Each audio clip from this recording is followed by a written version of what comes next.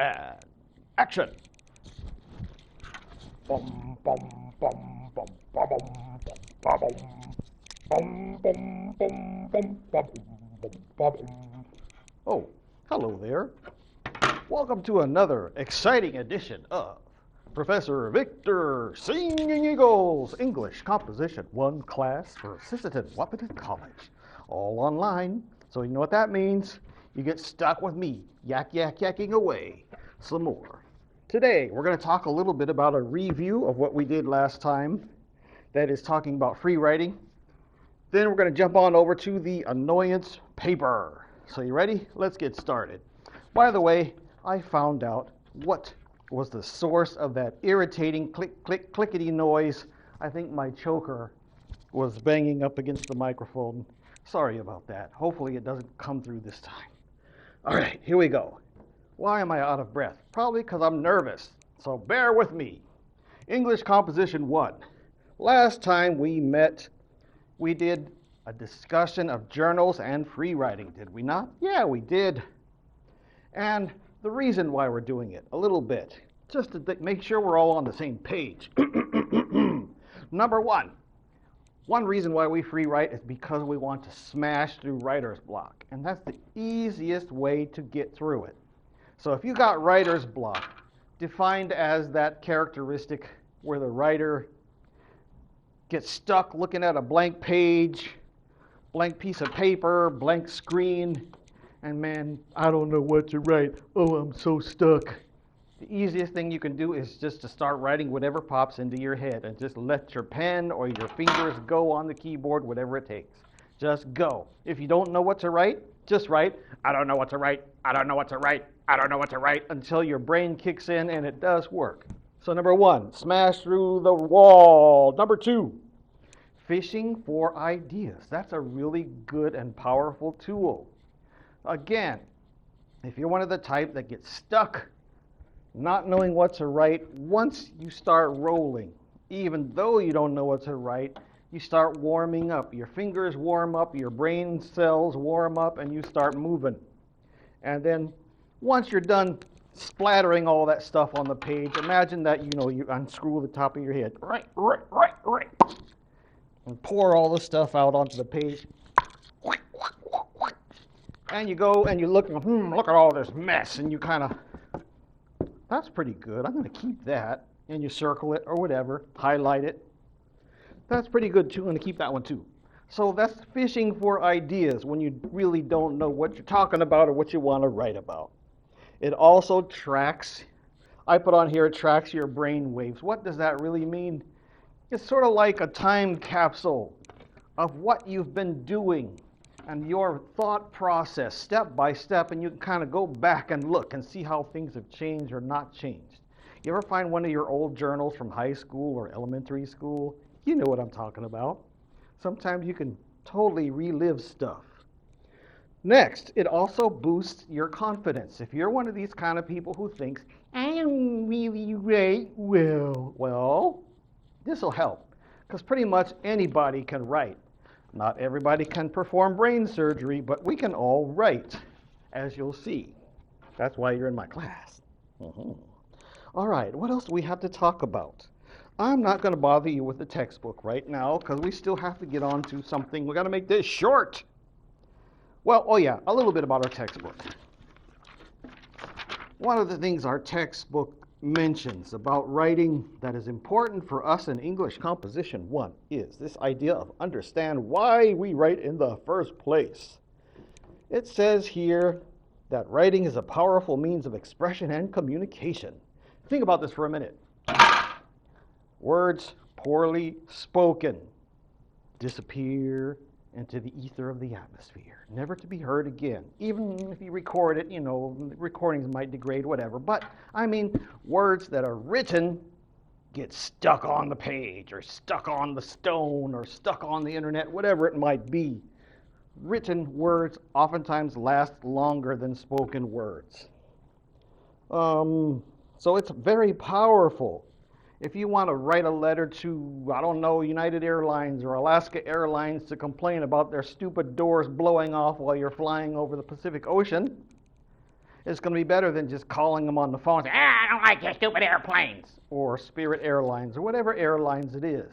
If you write a letter, chances are you will get a more serious response. Let me keep going. I'm going too slow. Writing is a unique form of thinking that helps us learn. That's kind of true. It's kind of related to what I said earlier about the free writing, because it helps you learn. The more you write, the more you discover. You start doing research and reading other people's writing. It kind of interests you. I'm going too slow. Writing is a way to digest and understand our world. Yeah, sure, sounds poetic, but we'll get into it. Writing is a way to participate in ongoing intellectual conversations. I like that one. That's my favorite. What does this mean? Ongoing intellectual conversations. Well, you see, let's say I'm writing a paper with a friend about online scams that have been popping up since the pandemic, COVID-19 pandemic. I mean, everybody and his brother was making new scams. And one of them was this online romance scam thing that happened big time over the pandemic. Well, let's just say I want to write a paper about it. So I might go to academia.edu, look at some other articles of what other people are writing, and then maybe if I got scammed or I know somebody else who was scammed or whatever the case may be, and I want to contribute to the discussion. This isn't just a bunch of yahoos chatting about, writing in the chat room or writing on YouTube comments. These are people who are seriously writing papers and discussions and bouncing ideas off of each other. I know some people say it's an intellectual echo chamber, but really, if you've got some fellow scholars who are interested in the same thing you are interested in, it doesn't matter if it's online scams, how to do star quilting better, how to make delicious Potawatomi Algonquin stew out of wild rice and turkey meat, whatever the case may be, you get these people who know what the HE double hockey sticks they're talking about, you'll do better, and you'll contribute, and you'll be considered one of them, or one of us, you see. And you get more clout and scholarship and more academic kudos.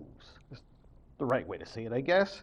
You get your name on online articles, and you get on whatever that weird app is called, LinkedIn, I think it is, and people start to know who you are. All right, I'm talking too much. Now, we're going to jump on over to the annoyance paper directions. Remember, once I give you these directions, that's when you got to start working on them. And I know we're like 3-4 weeks late. Again, I apologize for that mess, but let's go to the website and look it up. We're on our class website here, English Composition 1. Man, I looked at myself the other day on YouTube. I have gotten so fat. I'm already fat here, but man, I'm getting fatter and fatter. But we want to find the annoyance paper directions. Pull them up. It's probably going to download it. I hate it when it does that. Yep, sure did. All right, fine. I just want to view it. Annoyance paper directions. 4. Father Victor's Singing Eagles, English 112, English Composition 1 course for spring of 2024. So we were supposed to have handed this in way back January 19th, but we're late. That's okay. I'll be happy if you can get it to me by, I don't know, this Friday, which is what? February 2nd? Oh, let's look here. Duh.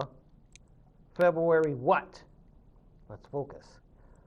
February focus. Just show me the article. Gimme. I want to see the calendar. There it is. That's what I'm looking for. Okay, February the 2nd. I was right. Boy, computers can really mess you up sometimes. So let's get rid of that. We don't need it. Go away. Thank you. So here's some information about the annoyance paper.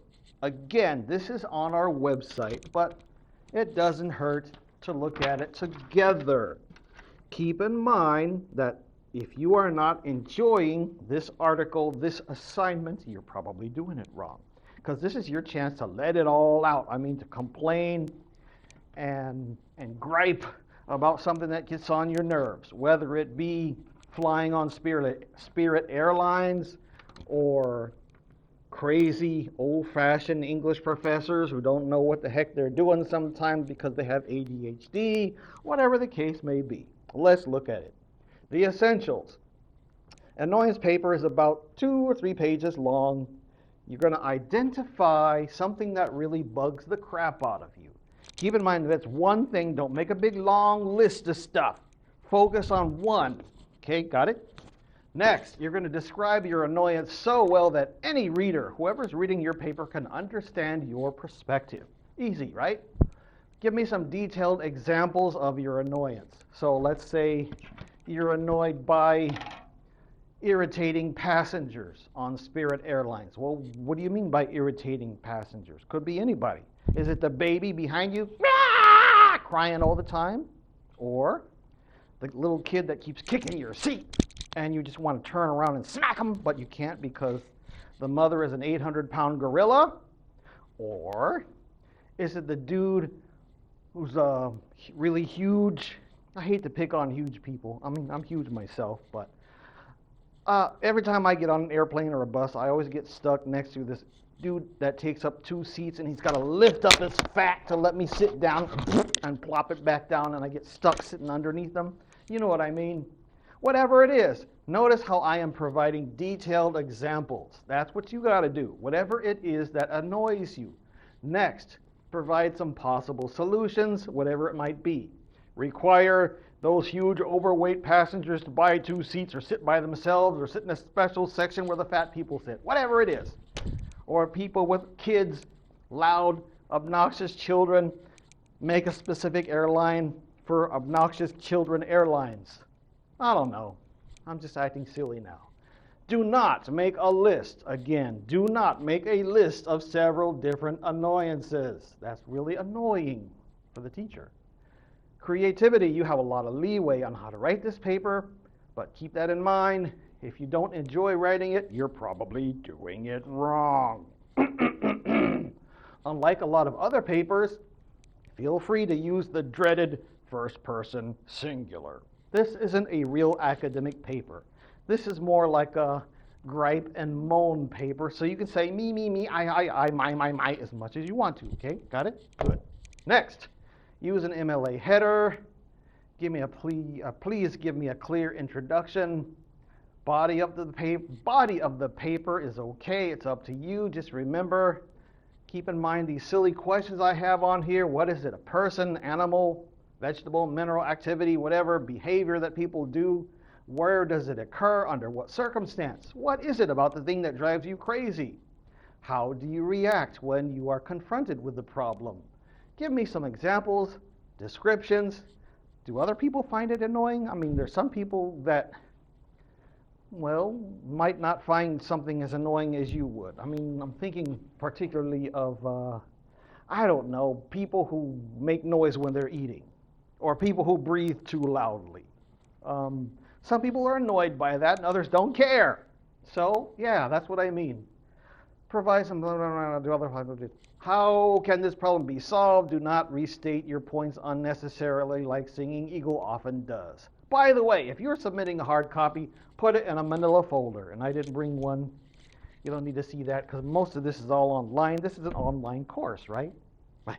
All right, let's keep going. Here's an example of a silly, what you want to call it, annoyance paper.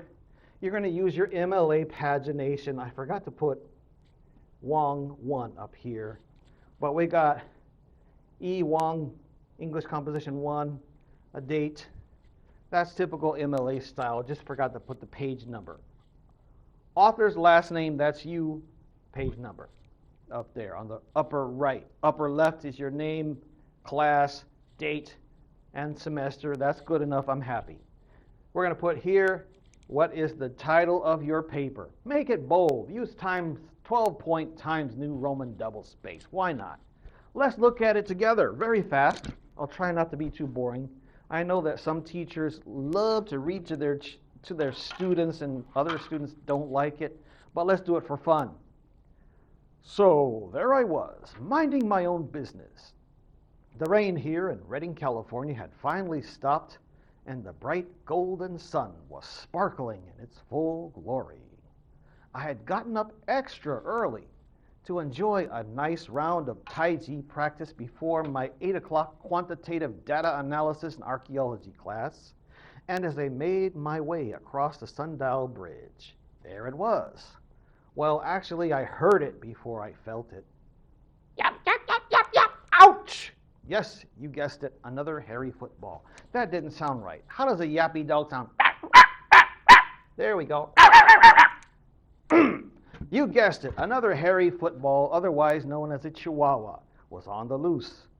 As often is the case, this one had escaped from the arms of a snooty rich woman and ferociously attacked the first innocent ankle it encountered, which happened to be mine. Rather than wait for the customary, "Oh, I'm so sorry, I don't know what's gotten into her" excuse, I gave the nasty little creature a brisk kick to the ribs, sending it splashing into the frigid Sacramento River below. Oh yeah, the dog was all right. The owner, however, well, let's just say she almost had a heart attack. And I almost had to throw her off the bridge as well. Anyway, once her dog climbed onto the shore, the woman got all red in the face and then fire flew out of her eye sockets. "You are a horrible person! How could you do that to a harmless little creature?" Never mind my bleeding ankle. Honestly, I do not understand the appeal of lapdogs. I mean, think about it. They can't hunt. They can't protect their owners against muggers or home invaders. They can't retrieve anything. They can't even pull a sled. All they do is make noise and bite people. ... I stopped it right there because I didn't want to keep going. This is just a sample paper. Whoop. There we go. So that's kind of all I wanted to bother you with today. Keep in mind, give me this as soon as you can because we're running late and I got to make more of these videos and upload them to our website. I tried to get, as one of our classmates sagaciously suggested, to use Zoom, and the Zoom wasn't working. I mean, we tried, and Zoom was supposed to email me that says, "Okay, your video's ready to upload." It didn't work, so fine, I'll just use YouTube for now. And once I can get Zoom to work properly, we'll get it working. By the way, I had the same problem with a VA earlier this afternoon. You don't need to hear that story right now. We'll just call it quits for today. Thank you so much for your attention, and have a beautiful rest of the day. Bye!